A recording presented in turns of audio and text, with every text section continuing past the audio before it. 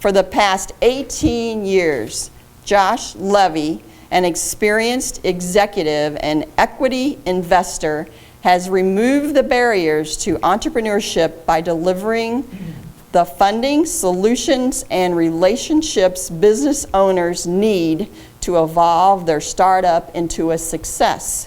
In 2016, he co-founded Medici Media Space to give the next generation of entrepreneurs, innovators, and artists in St. Louis a collaborative co-working space.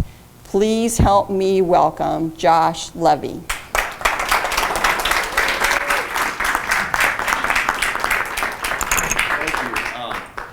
You guys got it going? All right.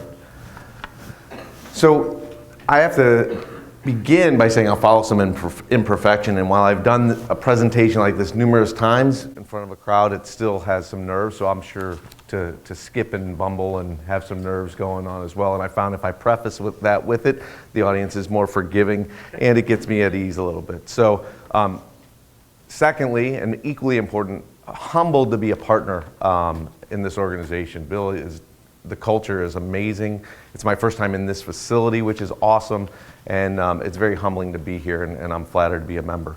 What I'm going to talk to you today about is LinkedIn campaigns, and really the LinkedIn campaigns is a fancy way of saying email marketing, and dedicating email marketing to LinkedIn. And in the concept of where I came from, this is all about lead generation. I was in charge of sales companies that we needed more leads, and we did a combination of email marketing and telesales, telemarketing. And what we found was in the email marketing world, you're judged based on open rate. Deliverability is the number one statistic, then followed by open rate, then followed by click rate, and then followed by direct response. And those are kind of just statistics to think about when you're dealing with email marketing. And the factors that go into those statistics, one is your sender authority, or how well you know the people on the other end of that are receiving a message, the quality of the list, and I can go on and on with some details. But what we have found is that LinkedIn is probably the most powerful list that you have when it comes to email marketing.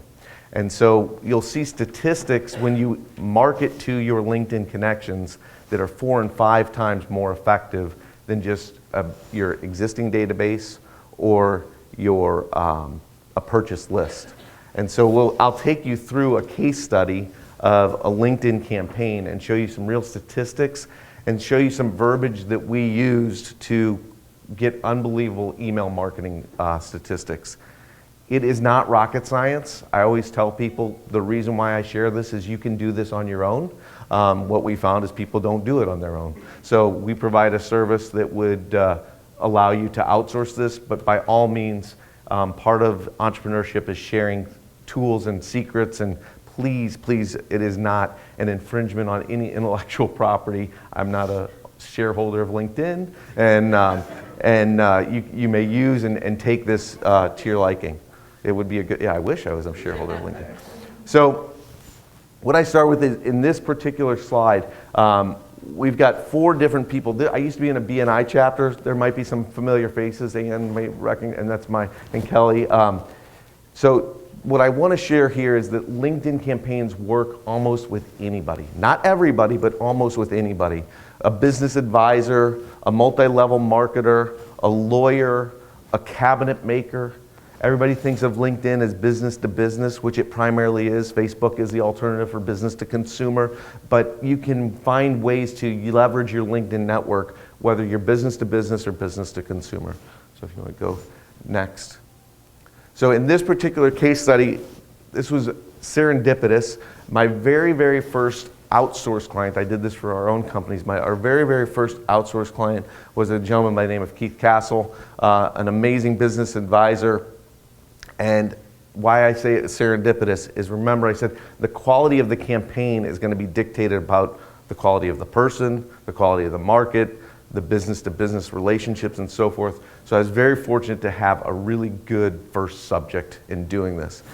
And it's a 3-piece drip letter. So a drip just means we're going to send out letter 1, and based on their response, if any, we're going to either continue to letter 2, or we're going to cut them out of the campaign and they're not going to get a letter 2. So letter 1 is an introduction, and there's tips and tricks to get 50 to, on the low side 40, and the high side 60, 65% open rates of this email. Some of those tips are put LinkedIn in the subject matter.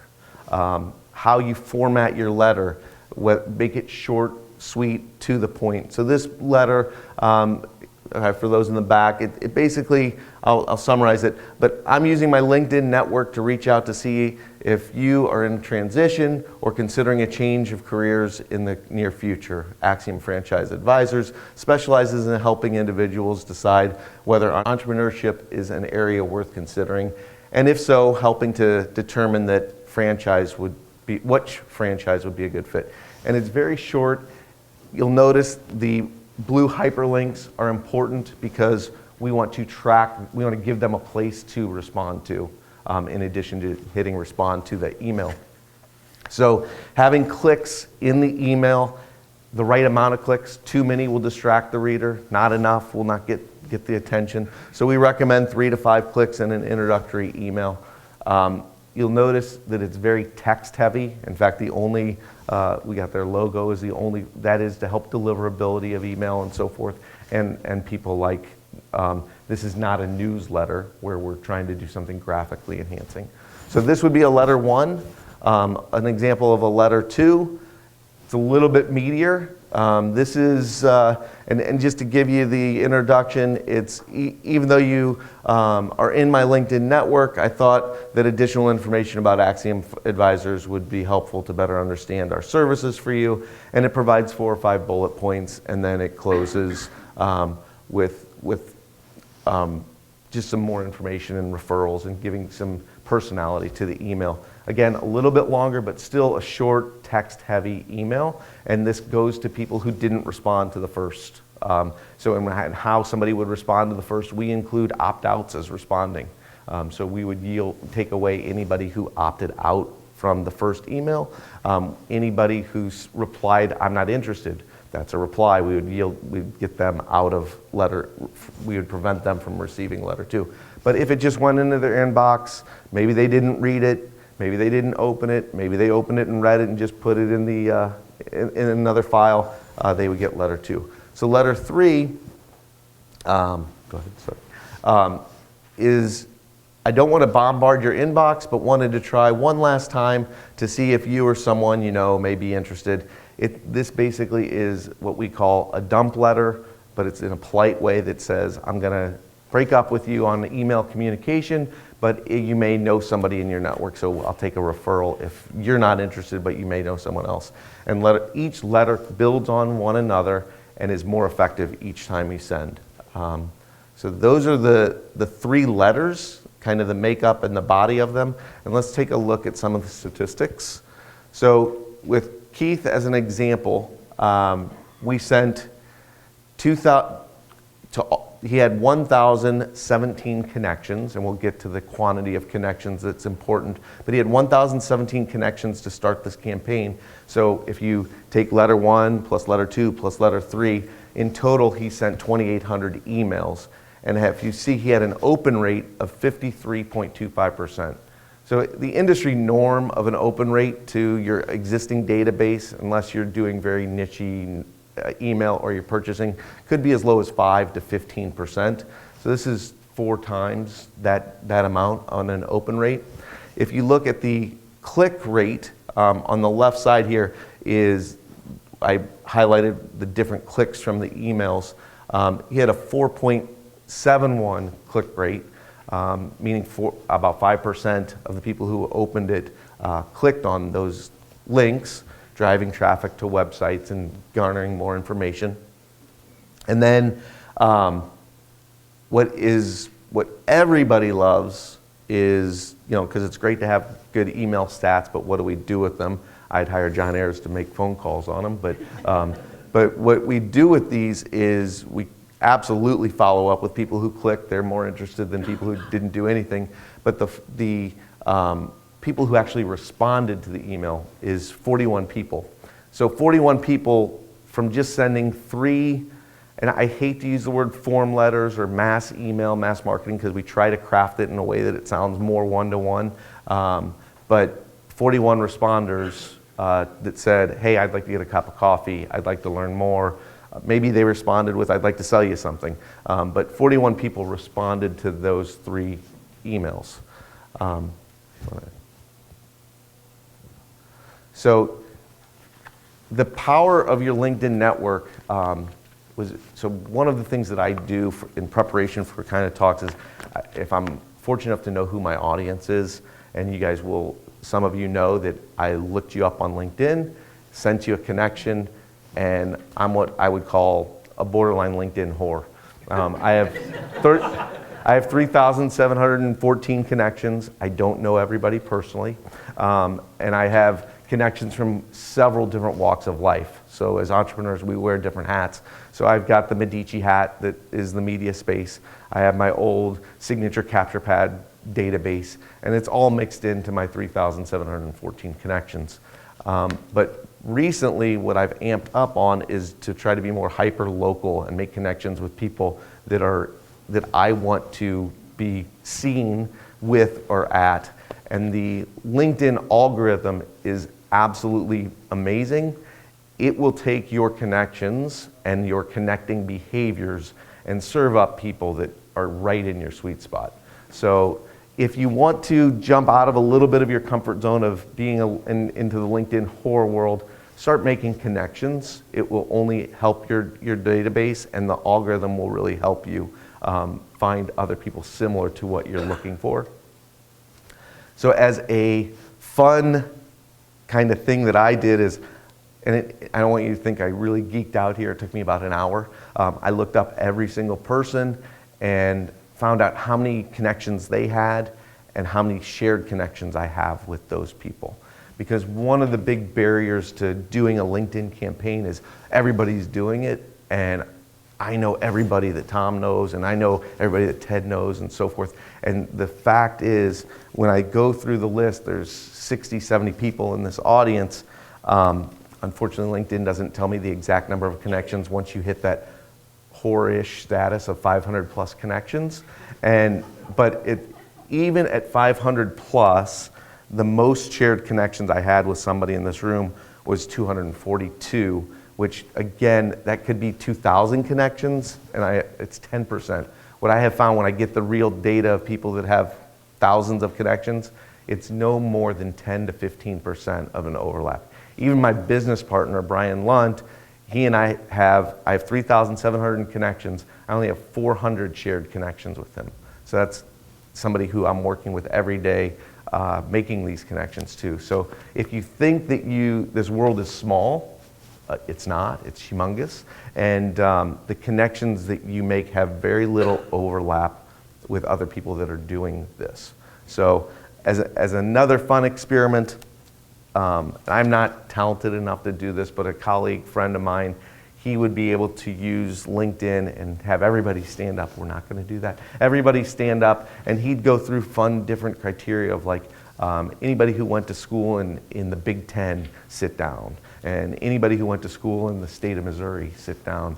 Anybody who has an interest level of X, Y, or Z, sit down. And one person would be left standing, and he would be able to tell that person who their name is, and they've never met before. And it's just the scariness of how much information is out there on LinkedIn. Like I said, I'm not going to try to do it, but we can imagine that I did it, and it was a lot of fun.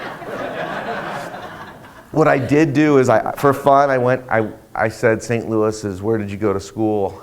It's a pet peeve, but where did you go to high school? So I do college, and LinkedIn's a lot better for college. So I'm fascinated by, as people were introducing themselves in this room, I knew where they went to school.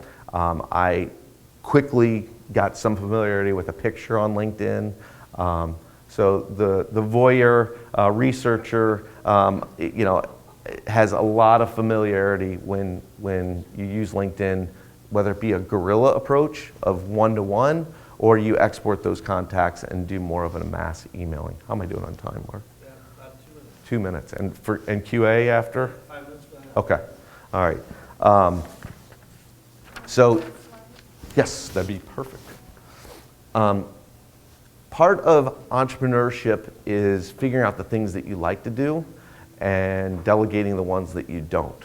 And so after doing about 20 LinkedIn campaigns, I realized that I did not like the sales process. It's like a hypocrite, I know. I didn't like the sales process of actually selling the campaigns. It was a mundane behavior. So I evolved my business model to become a factory and recruited and still am recruiting resellers to interact with customers that want to do the LinkedIn campaigns. So rather than me having the direct face-to-face interaction with clients, which I actually do like that piece of it, it's the convincing part that I dislike. I got some people to do that for me. And these 4 marketing experts are really talented at the crafting of the messaging and sharing the value of what we provide. So we changed what we used to provide was just one blast LinkedIn campaign to be a service on a monthly basis that we actually make connections for you on your behalf, build your LinkedIn network,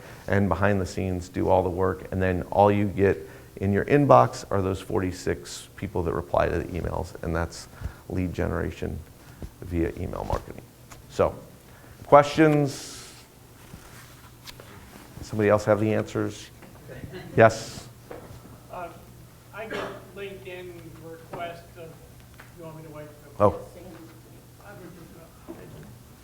I get LinkedIn requests from people I've never heard of before. What's your thought on just connect with everybody so that I can grow, I can be a LinkedIn whore like you are? So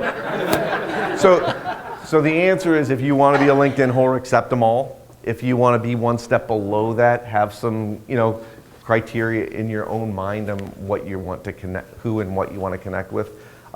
You do keep in mind they're connecting for a reason. One of the reasons is because they want to get to know you, probably, maybe. Another reason is they want to sell you something.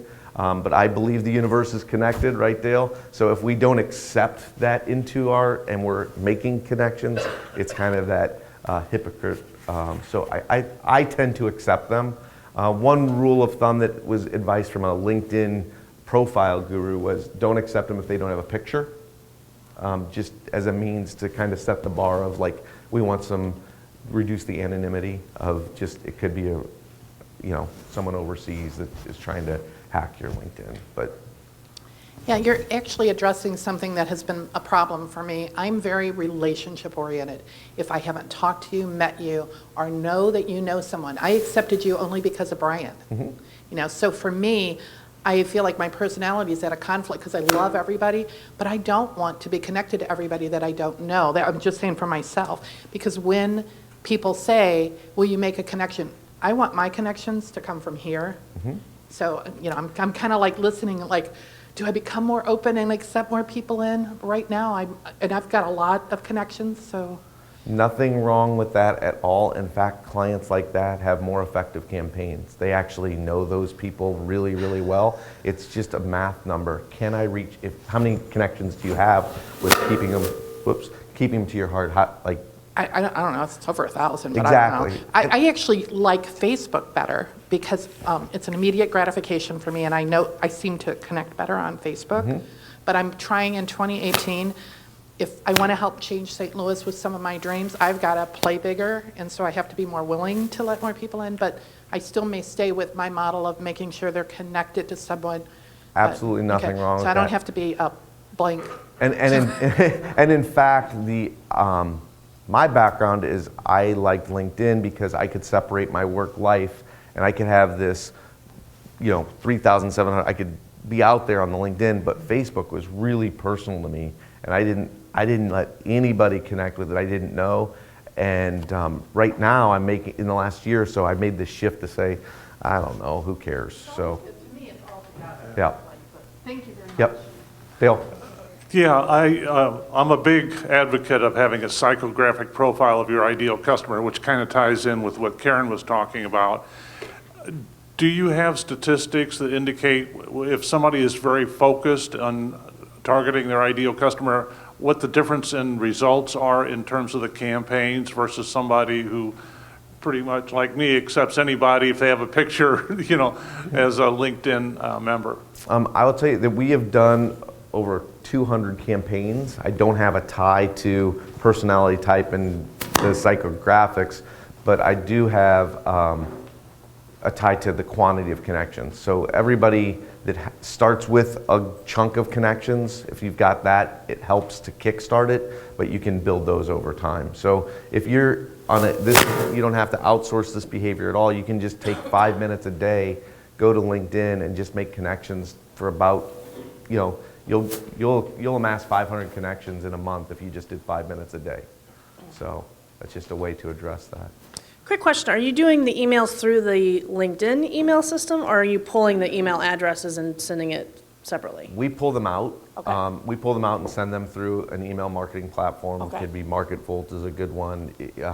Any email marketing platform, just to get the mass response. Got it. Because LinkedIn's you can't work with on that kind of basis. Okay, good, thanks. Thanks for the presentation. I want to ask about two programs. One is Buffer and the other is Full Contact.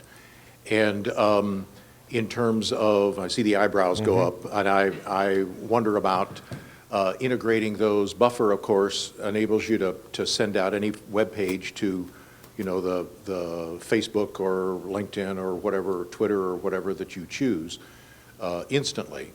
But in terms of Full Contact, in terms of integrating your contacts from LinkedIn into a Full Contact database, have you ever done that? Do you have any experience with that? Is it redundant? Is there a strategic? The short answer is you absolutely should do that, in my opinion. Bring those contacts into your CRM for further nurturing of whatever, whether it be an active campaign, any kind of CRM. Those contacts are really important to have in there to get your nurturing and other email marketing. This is designed to, pardon the expression, but drink water out of a fire hydrant. Yeah. I need leads and I need a bunch of them and I need them now.